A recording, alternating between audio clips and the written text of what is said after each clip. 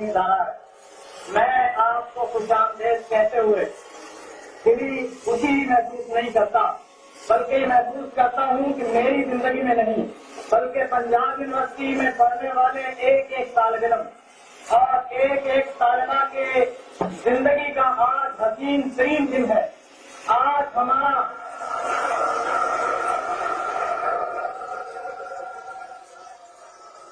آج کا دن ہمارے لیے عید کا دن ہے۔ سیدی،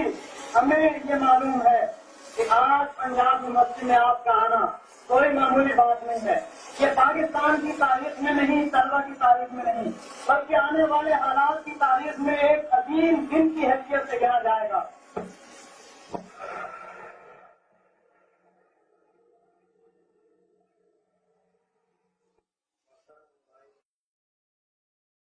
بسم اللہ الرحمن الرحیم۔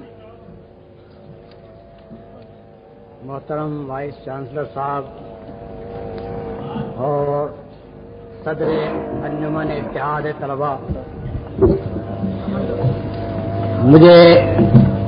آپ کے اس عظیم تعلیمی ادارے میں حاضر ہو کر دلی مسرت ہوئی ہے۔ اگرچہ میں 28 سال سے لاہور میں رہتا ہوں، مگر آج پہلا ہی اتفاق ہے کہ میں پنجاب یونیورسٹی کے طلباء کے اس اجتماع سے خطاب کر رہا ہوں۔ میرے عزیز عبدالشکور صاحب نے جو کچھ میرے متعلق بیان کیا ہے، میں اس کے بارے میں اس کے سوا کیا کہوں کہ اللہ تعالیٰ سے دعا کرتا ہوں کہ وہ میرے ان عزیزوں کے حسن ظن کے مطابق مجھے بنا دے اور میری ناچیز خدمات کو اللہ تعالیٰ خود قبول فرمائے، کیونکہ اگر اس کے ہاں مقبول ہو اور دنیا بھر میں نامقبول ہو تو کامیابی ہے، اور دنیا بھر میں مقبول ہو مگر اس کے ہاں نامقبول ہو تو میری ناکامی۔ مجھے دعوت دی گئی ہے کہ میں رسول اللہ صلی اللہ علیہ وسلم کی سیرت کے پیغام پر کچھ عرض کروں۔ اس معاملے میں اگر باضابطہ طریقے سے سسٹمیٹیکلی بات کی جائے تو آدمی کو سب سے پہلے اس سوال سے سابقہ پیش آتا ہے کہ سیرت النبی ہی کا پیغام کیوں اور کسی کا پیغام کیوں نہیں، اور نبی بھی صرف سیدنا محمد صلی اللہ علیہ وسلم ہی کی سیرت کا پیغام کیوں اور دوسرے انبیاء کی سیرتوں کا پیغام کیوں نہیں، اور دوسرے پیشوایان دین کا پیغام کیوں نہیں۔ اس لیے میں پہلے اختصار کے ساتھ اس کے بارے میں کچھ عرض کروں گا تاکہ ذہن پوری طرح سے اس بات پر مطمئن ہو جائیں کہ ہمیں فی الواقع نبوت کے پیغام اور نبوت کے پیغام میں بھی سیدنا محمد صلی اللہ علیہ وسلم ہی کے پیغام کی ضرورت ہے۔ یہ ایک حقیقت ہے کہ علم کا سرچشمہ اللہ تعالی کی ذات ہے، جس نے اس کائنات کو بنایا، جس نے انسان کو بنایا، اس کے سوا کائنات کی حقیقتوں کا علم اور خود انسان کی فطرت اور اس کی حقیقت کا علم اور کس کو ہو سکتا ہے؟ خالق ہی اپنے مخلوق کو جان سکتا ہے۔ مخلوق اگر جانے گا تو خالق کے بتانے سے جانے گا، اور مخلوق کے پاس کوئی ذریعہ یہ جاننے کا نہیں ہے کہ حقیقت کا علم کیا ہے۔ ایک وہ چیزیں ہوتی ہیں جن کو آپ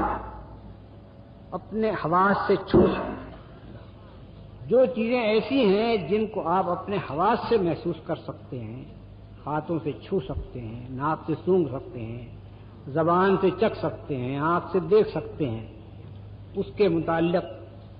عالم بالا سے کوئی تعلیم آنے کی ضرورت نہیں۔ وہ آپ کے اپنی تحقیقات اور آپ کے اپنے مشاہدات اور تجربات کا اسفیئر ہے، اس کا حلقہ ہے۔ اور وہ آپ پر چھوڑا گیا ہے کہ آپ اس کے متعلق خود تحقیق کریں. جو معلومات آپ کو اللہ تعالیٰ دیتا جائے اس معلومات کے مطابق دنیا میں ترقی کرتے جائیں اور دنیا میں جو کچھ طاقتیں موجود ہیں ان کو استعمال کرتے جائیں. لیکن آخری حقیقتیں جن کو الٹیمیٹ ریئلٹیز کہا جاتا ہے ان کو جاننے کا کوئی ذریعہ اللہ تعالیٰ کے بتانے کے سوا نہیں. کسی بڑے سے بڑے فلسفی سے پوچھ لیجئے کہ بھائی آپ کس طرح سے الٹیمیٹ ریئلٹیز کی طرف پہنچنے کی کوشش کرتے ہیں تو وہ کہے گا کہ ہم منطقی طریقے سے استدلال کرتے ہیں، سوچتے ہیں، غور و فکر کرتے ہیں. سوچ کر غور و فکر کر کے آخری حقیقتوں کے متعلق کوئی بڑے سے بڑا فلسفی بھی جن نتائج پر پہنچا ہے ان پر وہ قسم نہیں کھا سکتا کہ یہی حقیقتیں ہیں، بلکہ ان پر وہ خود ایمان بھی نہیں لا سکتا کیونکہ اس کو یقین نہیں ہے کہ میں نے الٹیمیٹ ریئلٹیز کو پا لیا ہے.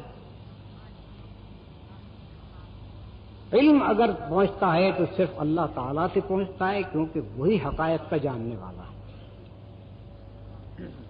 اور جس ذریعے سے اللہ تعالیٰ انسان کو حقیقتوں کا علم دیتا ہے وہ ذریعہ ہے انبیاء علیہ السلام. تمام انسانوں کے پاس کوئی کتاب چھاپ کر اللہ تعالیٰ نے آج تک نہیں بھیج دی ہے کہ بھئی یہ ہے کائنات کی حقیقت اور یہ ہے تمہاری حقیقت اور اس کائنات کے اندر تمہیں اس طرح کام کرنا چاہیے اور ان اصولوں کی پیروی کرنی چاہیے. ظاہر بات ہے آپ خود جانتے ہیں کہ یہ سب سے بڑا بنیادی علم ہے جو انسان کو حاصل ہونا چاہیے، جس کی انسان کو ضرورت ہے، جس کے لیے انسان آغاز آفرینش سے برابر تلاش و تحقیق کرتا رہا ہے کسی طرح سے یہ علم حاصل ہو. لیکن یہ علم انسان کے پاس براہ راست نہیں آ گیا. یہ علم صرف انبیاء علیہ السلام کو دیا گیا ہے کہ وہ انسانوں تک پہنچائیں. اب اس کے بعد دیکھیے کہ انبیاء علیہ السلام دنیا میں بہت سے گزرے ہیں. ہمارے اپنے ہاں کی احادیث میں یہ بات بیان کی گئی ہے کہ 1,24,000 انبیاء دنیا میں آئے. قرآن مجید بھی کہتا ہے کہ ہر قوم میں نبی آئے ہیں، لکل قوم ہاد. لیکن آپ کے پاس ان انبیاء میں سے جن کا ذکر قرآن میں کیا گیا ہے کس کی تعلیم محفوظ طریقے سے پہنچی ہے اور کس کی سیرت قابل اعتماد طریقے سے آپ نے پائی. حضرت نوح علیہ السلام، حضرت ابراہیم علیہ السلام، حضرت یعقوب، یوسف، حضرت موسیٰ علیہ السلام، حضرت عیسیٰ علیہ السلام، ان میں سے کسی کی تعلیم اور کسی کی زندگی کے حالات بھی ایسی تفصیل کے ساتھ، ایسے معتبر طریقے سے اور ایسے محفوظ طریقے سے ہم کو نہیں پہنچے کہ ہم یہ جان سکیں کہ وہ فی الواقع کیا ہدایت لے کر آئے تھے اور ان کی سیرت کیا تھی جس کی ہم پیروی کریں، جس سے ہم رہنمائی حاصل کریں. اگر ان سارے انبیاء کی سیرت کوئی شخص لکھنا چاہے تو چند صفحات میں سب کی سیرت ختم کر سکتا ہے کیونکہ اس سے زیادہ مواد ہی موجود نہیں ہے اس کے مطابق. اور جو مواد موجود ہے قرآن مجید کو چھوڑ کر کوئی ایسی چیز نہیں ہے جو ان کے بارے میں اس وقت دنیا میں موجود ہو جس کی کوئی سند پیش کی جا سکے کہ ہم کو اس سند سے وہ حالات پہنچے ہیں اور وہ تعلیمات پہنچے. حضرت موسیٰ علیہ السلام اور ان کے بعد کے انبیاء کی تعلیمات کہا جاتا ہے کہ بائبل میں، لیکن خود بائبل سے معلوم ہوتا ہے اور خود انبیاء خود بنی اسرائیل کی تاریخ سے معلوم ہوتا ہے کہ 6 صدی قبل مسیح میں وہ بائبل جو عبرانی زبان میں تھی اور جو حضرت موسیٰ سے اور حضرت دوسرے انبیاء سے ان کو پہنچی تھی بنی اسرائیل کو، وہ دنیا سے ناپید ہو چکی تھی. بابل والوں نے جب حملہ کیا اور یروشلم کو تباہ کیا اور ہیکل وہ جو عبادت گاہ تھی وہاں کی اس کو مسمار کر دیا تو کوئی چیز اس میں سے باقی نہ رہی جو کتابیں پیش کی گئی. 300-400 برس کے بعد پھر علماء بنی اسرائیل نے بنی اسرائیل کی تاریخ مرتب کر کے اس کے تاریخ کے درمیان بعض وہ چیزیں جو وحی کے ذریعے سے حضرت موسیٰ علیہ السلام کو یہ بات کے انبیاء کو ملی تھی وہ اس کے اندر درج کر دی. لیکن وہ عبرانی زبان کی تورات اور کتب سابقین وہ بھی دنیا سے ناپید، صرف اس کے یونانی ترجمے دنیا کو پہنچے ہیں جن سے اور تراجم ہو کر ساری دنیا کے اندر پھیلے ہیں. کچھ نہیں معلوم کہ کون لوگ تھے جنہوں نے ان کتابوں کو مرتب کیا. کچھ نہیں معلوم کہ کس زمانے میں مرتب کیا، کچھ نہیں معلوم کہ بعد کی نسلوں تک کس سند سے کن واسطوں سے یہ چیز پہنچی، یعنی کوئی چیز اوتھینٹک نہیں۔ میں قطعاً کسی شخص کے جذبات کو صدمہ نہیں پہنچانا چاہتا، لیکن علمی بات تو علمی بات ہی ہے۔ اسی طرح سے مثلا حضرت عیسیٰ علیہ السلام، انہوں نے اپنی زندگی میں جو وحی، جو الہام ان کے اوپر ہوا، اپنی زندگی میں ایک لفظ اس کا نہیں لکھوایا، اور ان کے پیرووں نے اس کو یاد بھی نہیں کیا۔ ان کے کافی مدت بعد کچھ لوگوں نے اپنے طور پر حضرت عیسیٰ علیہ السلام کے حالات زندگی، ان کی بیوگرافیز لکھنی شروع کی۔ وہ سب یونانی بولنے والے تھے، حالانکہ حضرت عیسیٰ علیہ السلام اور ان کے پیرووں کی زبان آرامی تھی، آرامائک جس کو کہتے ہیں۔ تو ان یونانی مصنفین نے جو ان کو روایات ملی آرامی زبان میں بولنے والوں کے ذریعے سے، ان روایات کو حضرت عیسیٰ علیہ السلام کی بیوگرافیز میں جمع کرتے ہیں۔ اس کے اندر کوئی اس بات کی شہادت نہیں پیش کی گئی ہے کہ ان لوگوں کو کس ذریعے سے حضرت عیسیٰ علیہ السلام کے حالات اور اقوال پہنچے، سند کیا آئے، کون سے واسطے جن سے ان کو پہنچے۔ پھر خود یہ نہیں معلوم کہ یہ کتابیں لکھنے والے کون تھے، کس زمانے میں تھے۔ 70 کے قریب حضرت عیسیٰ علیہ السلام کی یہ سوانح عمریاں لکھی گئیں، جن کے اندر ان کے اقوال اور ان کے افعال اور ان کے کارنامے بیان کیے گئے تھے۔ ان میں سے صرف 4 کو چرچ نے قبول کیا اور باقی سب کو رد کر دیا گیا، لیکن ہمیں آج تک یہ نہیں بتایا گیا کہ قبول جو کیا گیا تو کیوں کیا گیا اور رد جو کیا گیا تو کیوں کیا گیا۔ یہ 4 انجیلیں بھی صاف لکھا ہوا ہے کہ یہ لوقا کی انجیل ہے، یہ متی کی ہے، یہ مرقس کی ہے، یہ یوحنا کی ہے، یعنی کوئی حضرت عیسیٰ کی انجیل نہیں ہے، اور حضرت عیسیٰ کی کہا بھی نہیں جا سکتا کیونکہ اس میں حضرت عیسیٰ کے حالات درج ہیں۔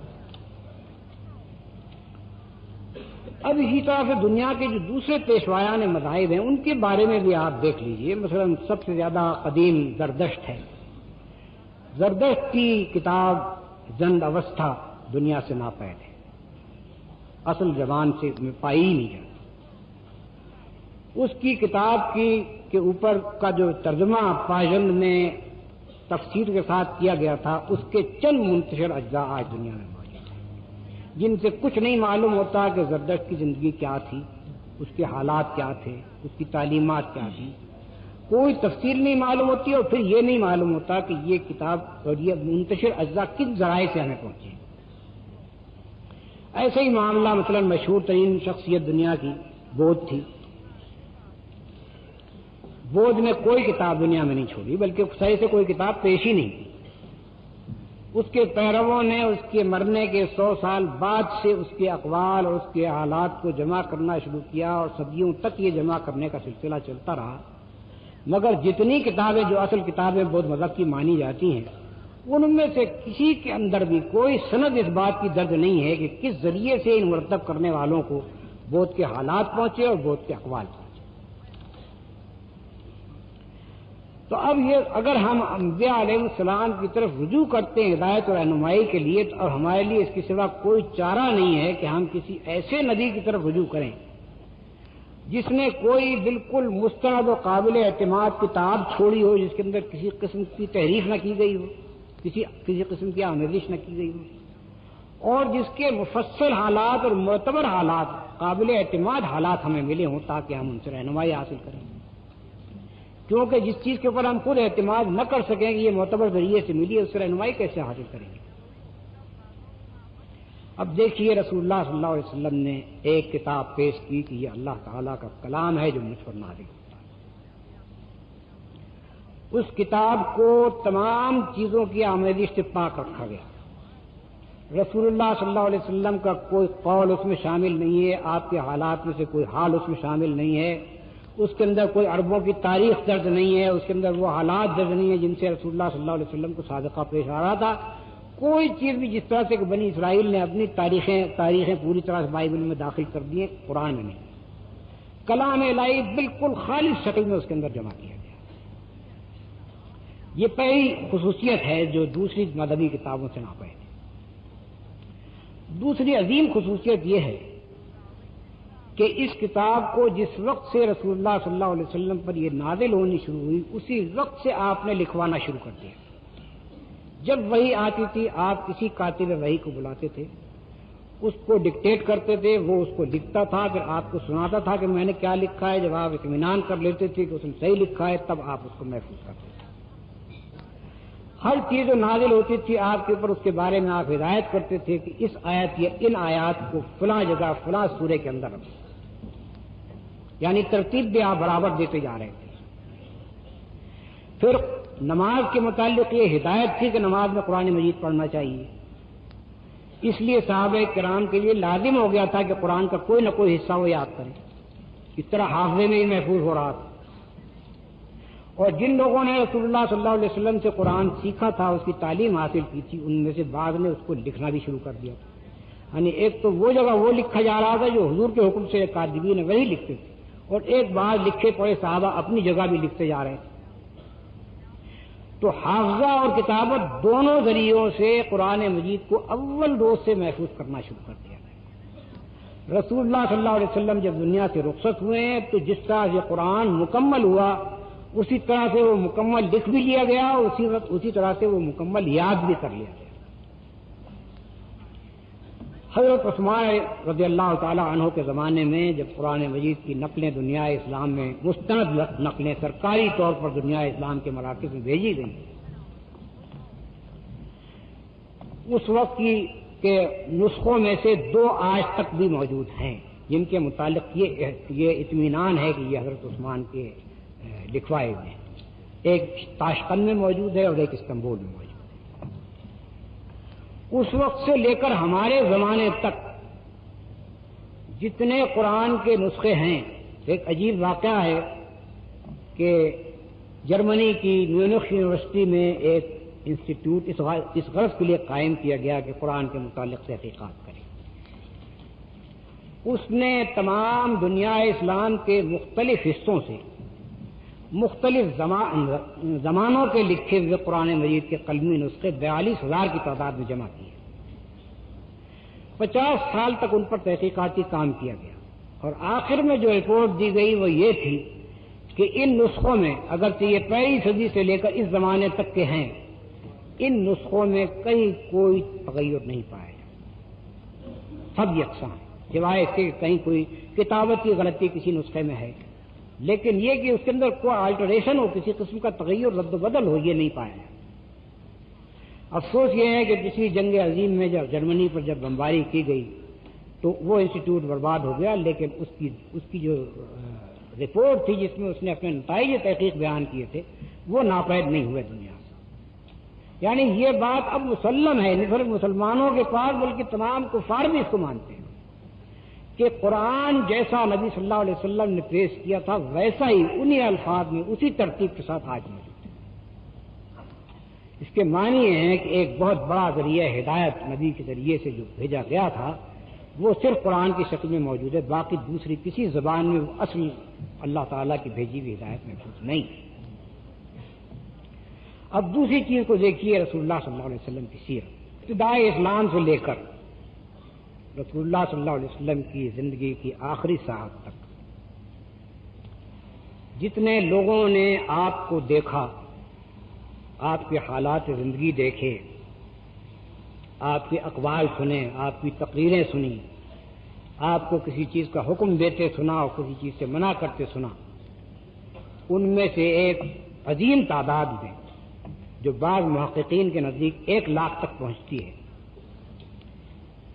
اتنے آدمیوں نے بعد کی نسلوں تک منتقل کیا. رسول اللہ صلی اللہ علیہ وسلم نے بعض احکام لکھوا کر بھی بھجوائے تھے بعض مقامات پر, اور بعد کے لوگوں کو وہ ملے. حضور کی زندگی میں کم از کم 6 آدمی ایسے تھے جنہوں نے آپ کے حالات اور آپ کے اقوال نوٹ کر لیے تھے اور آپ کو سنا دیے تھے, وہ بھی بعد کے لوگوں کو ملے. حضور کی وفات کے بعد کم از کم 50 صحابہ ایسے ہیں جنہوں نے آپ کے اقوال اور افعال اور حالات جمع کیے اور وہ بھی لوگوں کو ملے. یہ چشمدید لوگوں اور ایسے لوگوں کے جن کے کانوں نے آپ کی باتیں سنی ان لوگوں نے مرتب کیے تھے جو بعد کے لوگوں کو ملے. پھر جن لوگوں نے زبانی منتقل کیا بعد کی نسلوں تک اس علم کو، ان کی تعداد ابھی میں نے بتایا آپ کو کہ بعض محققین کے نزدیک 1 لاکھ تک پہنچتی ہے، اور یہ کوئی عجیب بات نہیں، کیونکہ آخری حج جو رسول اللہ صلی اللہ علیہ وسلم نے کیا ہے وہ حجۃ الوداع، اس میں 1,24,000 آدمی شامل ہیں۔ اتنے آدمیوں نے آپ کو حج کرتے ہوئے دیکھا، آپ کا ایک ایک فعل جو آپ نے حج میں کیا اس کو دیکھا، آپ کی تقریریں سنی جو آپ نے حجۃ الوداع کے موقع پر کی۔ اب یہ ساری چیزیں ان صحابہ نے بعد کے لوگوں تک پہنچائی، اور بعد کے لوگوں نے اور آگے تک کے لوگوں تک پہنچائی۔ جس طریقے سے یہ روایات ہم تک پہنچی ہیں، اس میں بنیادی اصول یہ اختیار کیا گیا کہ جو شخص رسول اللہ صلی اللہ علیہ وسلم کی طرف منسوب کر کے کہتا ہے کہ آپ نے ایسا کیا یا ایسا فرمایا، اس کو پہلے یہ بتانا پڑتا تھا کہ میں نے یہ بات کس سے سنی ہے، اور جس نے مجھ سے کہی ہے اس نے کس سے سنی تھی، اور اس طرح سے اوپر تک رسول اللہ صلی اللہ علیہ وسلم تک پوری کڑیاں دیکھی جاتی تھی کہ یہ ملتے ہیں یا نہیں ملتے۔ اگر کڑیاں نہیں ملتی ہیں تو روایت قابل اعتبار نہیں، اگر کڑیاں متصل ہیں رسول اللہ صلی اللہ علیہ وسلم تک پہنچتی ہیں تب وہ روایت قابل لحاظ۔ دنیا کی تاریخ میں کسی انسان کے حالات اس طرح سے مرتب ہوئے ہیں؟ کوئی مثال آپ کو اور ملتی ہے کہ جس میں اس زمانے کے پچھلی صدی کے جو بڑے لوگ ہیں ان کے متعلق ہی آپ دیکھ لیجیے، اگر اس معیار پر جاتے جائے تو کسی کے صحیح حالات ہم تک نہیں پہنچے۔ یہ تفصیل کہ کس نے کس سے سنا، اس نے کس سے سنا، اس نے کس سے سنا، برابر رسول اللہ صلی اللہ علیہ وسلم تک تمام واسطے بیان کرتا ہے نہیں وہ شخص۔ پھر جب اگر تمام واسطے وہ بیان کرتا ہے اس کے بعد پھر یہ دیکھا جاتا تھا کہ جن لوگوں سے وہ روایت کر رہا ہے ان لوگوں کے حالات کیا تھے، ان کے حالات زندگی پر کتابیں لکھ دی گئیں، ان کے متعلق تفصیل سے بتایا گیا کہ کون قابل اعتبار تھے اور کون قابل اعتبار نہ تھے، کس کا کریکٹر کیا تھا، کس کا حافظہ کیسا تھا، کون کس شخص سے ملا تھا جس کی طرف سے وہ روایت کر رہا ہے، اور کون نہ ملا تھا اور اس روایت اس سے کر رہا ہے۔ اس طرح سے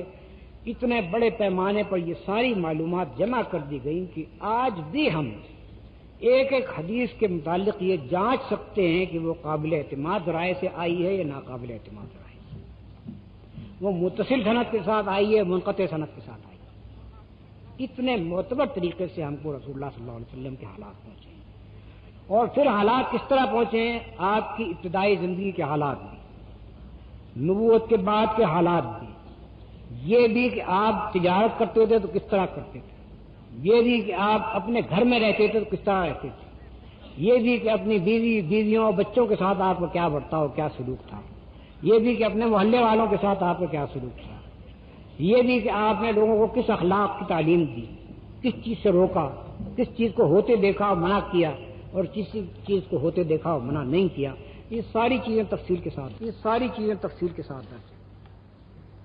یہ تفصیل کے ساتھ معلوم ہے کہ لڑائیوں میں آپ جو تشریف لے گئے ہیں ہر لڑائی کا حال پوری تفصیل کے ساتھ معلوم ہے، کئی سندوں سے درج۔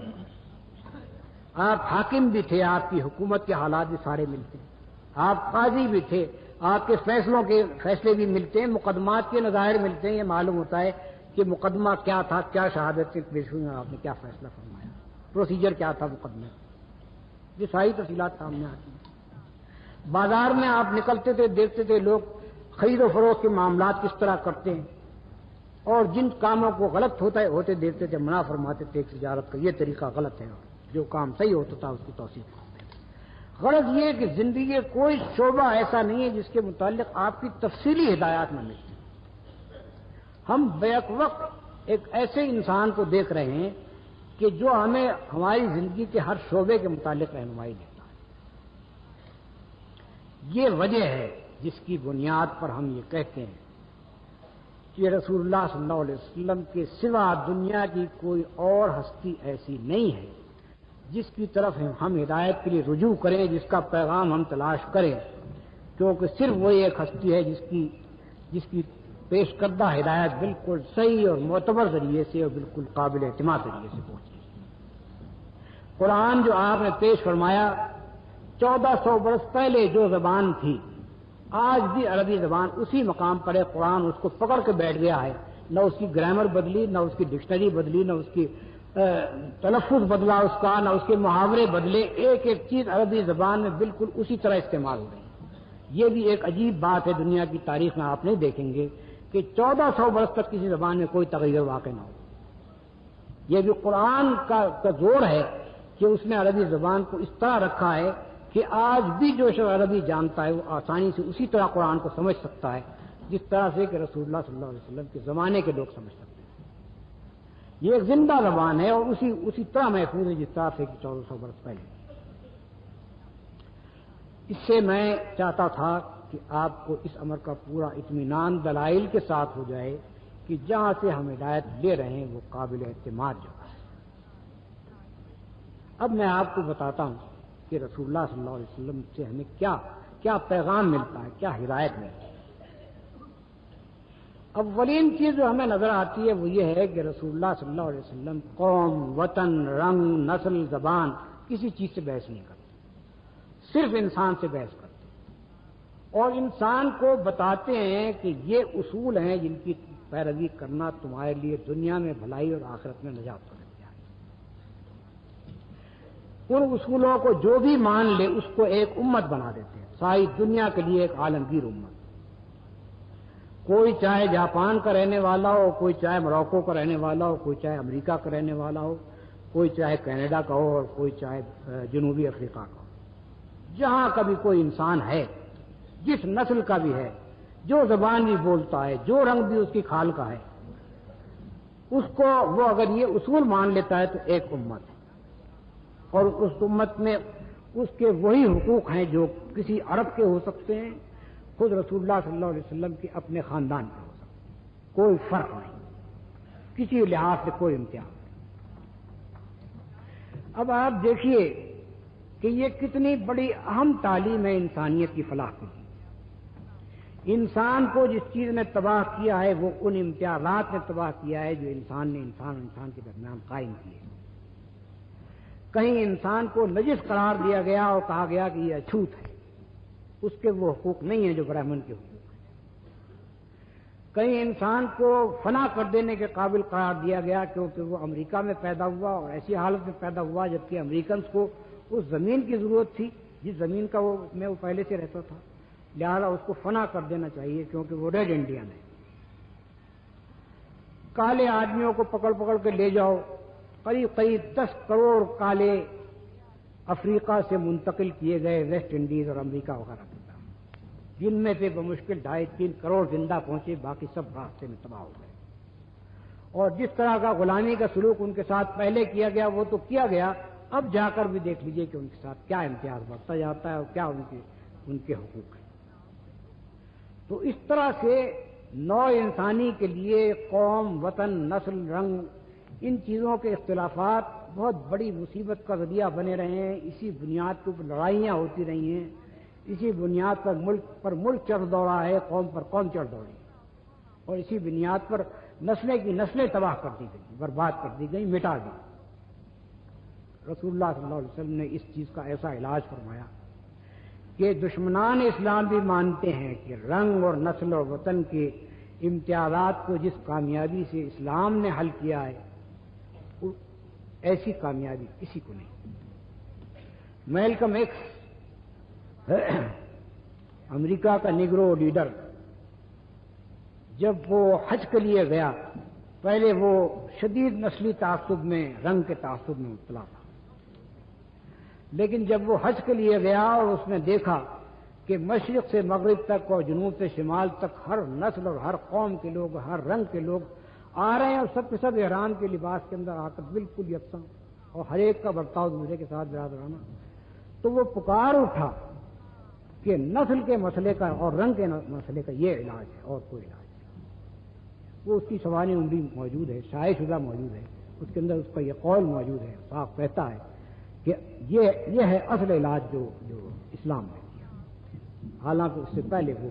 رنگ کے تعصب میں پڑا۔ اب انسان کو رسول اللہ صلی اللہ علیہ وسلم جو پیغام دیتے ہیں اس کو آپ دیکھیے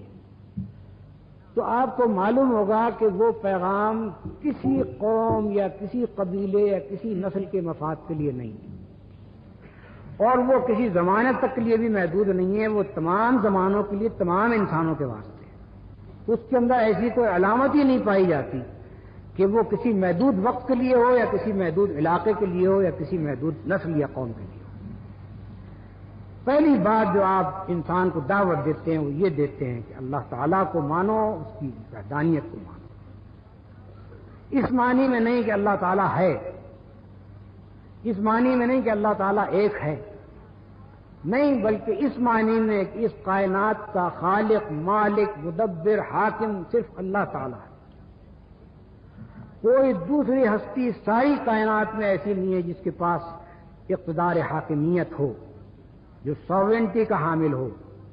جس کو حکم دینے کا حق ہو، جس کو منع کرنے کا حق ہو، جس کے حرام کرنے سے کوئی چیز حرام ہو، جس کے حلال کرنے سے کوئی چیز حلال ہو۔ کسی کو یہ حق نہیں ہے، کیونکہ جو مالک ہے وہی یہ حق رکھتا ہے کہ اپنی پیدا کردہ چیزوں میں جس چیز سے چاہے منع کر دے اور جس چیز کو چاہے اجازت دے۔ اس حیثیت سے مانو، اور اس حیثیت سے مانو کہ ہماری تقدیر اس کے ہاتھ میں ہے۔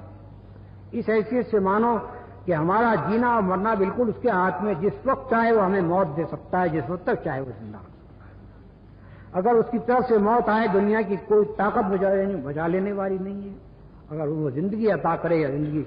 بچائے تو دنیا کی کوئی طاقت انسان کو ہلاک کرنے والی نہیں۔ یہ تصور خدا کا رسول اللہ صلی اللہ علیہ وسلم نے انسان کے لیے پیش کیا،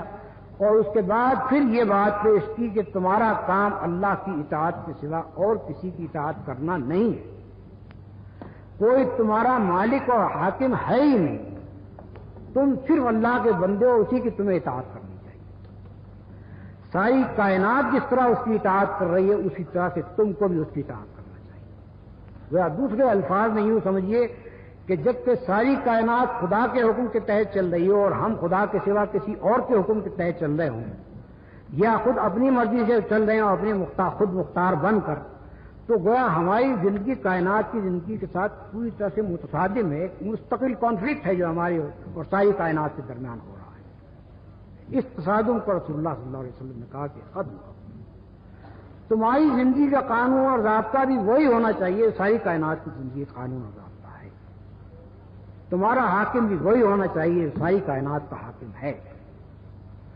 جس طرح سے کوئی بیل کسی بیل کا مالک نہیں ہے،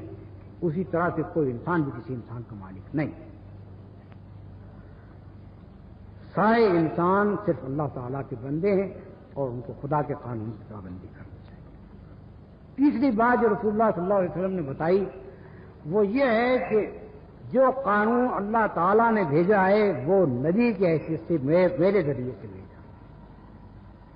میں خود بھی اس قانون کا پابند ہوں، مجھے کوئی حق خود بھی اس کے اندر ترمیم کرنے کا نہیں ہے۔ میں اتباع کرنے پر مامور ہوں، اپنی طرف سے کوئی نئی چیز پیدا کرنے پر مامور نہیں ہوں۔ میں بھی اس کی پابندی کروں گا اور تم بھی اس کی پابندی کرو گے۔ قانون الہی جو کتاب اللہ کی صورت میں ہو یا رسول اللہ صلی اللہ علیہ وسلم کی سنت کی شکل میں، اس کی پیروی انسان کو کرنی چاہیے، باقی تمام قوانین کو رد کر دینا چاہیے۔ صحابہ کرام کا قاعدہ تھا کہ رسول اللہ صلی اللہ علیہ وسلم جب کسی بات کا حکم دیتے تھے اور ان کے دل میں کوئی شبہ پیدا ہوتا تھا تو وہ پوچھتے تھے کہ یا رسول اللہ یہ خدا کے حکم سے آپ فرما رہے ہیں یا خود آپ کی اپنی رائے؟ اگر خدا کے حکم سے آپ فرما رہے ہیں تو سر جھکا ہوا ہے، اطاعت کریں گے، لیکن اگر آپ کی رائے ہے تو ہم اپنی رائے پیش کرتے ہیں، ان پر بھی غور فرمائیے، اگر پسند ہو تو قبول فرمائیے۔ یعنی اس طرح سے رسول اللہ صلی اللہ علیہ وسلم نے لوگوں کو تربیت دی کہ خدا کی بندگی کرو، خدا کے رسول تک کی بندگی نہ کرو۔ یہ دوسری اہم ترین بات ہے جو انسان کو پوری آزادی عطا کر دیتا ہے، انسان کو تمام غلامیوں سے نکال دیتا ہے اور صرف ایک کی بندگی میں داخل کرتا ہے جس کے فی الواقع ہم بندے پیدا ہوئے ہیں، جس کی بورن سبجیکٹ ہے، پیدائشی ہدایہ ہے، جس کی رعیت ہونے سے نکل نہیں سکتے۔ تیسری بات جو رسول اللہ صلی اللہ علیہ وسلم نے انسان کو بتائی وہ یہ ہے کہ تم خدا کے سامنے جواب دے، تم اس دنیا میں چھترے بے مہار نہیں ہو کہ اپنی مرضی سے جو چاہو کرتے پھرو، جس کھیت میں چاہو چرو، اور تمہیں کوئی پوچھنے والا نہ ہو، بلکہ تم اپنے ایک ایک فعل، اپنے ایک ایک قول، اپنی پوری زندگی کے متعلق خدا کے سامنے جواب دے ہو۔ مرنے کے بعد تم کو اٹھنا پڑے گا اور اپنے اعمال کی جواب دہی کرنی پڑے گی۔ یہ ایک ایسی طاقت تھی اخلاقی کہ گویا ایک ایک انسان کے ضمیر میں ایک پولیس مین بٹھا دیا گیا کہ جو اس کو خود روکتا ہے برائی کرنے سے۔ باہر کوئی طاقت روکنے والی ہو یا نہ ہو، مگر جس شخص کو یہ یقین ہو کہ مجھے خدا کے سامنے جا کر جواب دہی کرنی ہے، وہ کبھی خلوت میں، کبھی اندھیرے میں، کبھی جنگل میں، کبھی کسی سنسان مقام پر بھی اللہ کی نافرمانی نہیں کر سکتا، بشرطے کہ اس کو یہ احساس ہو کہ میں جواب دوں۔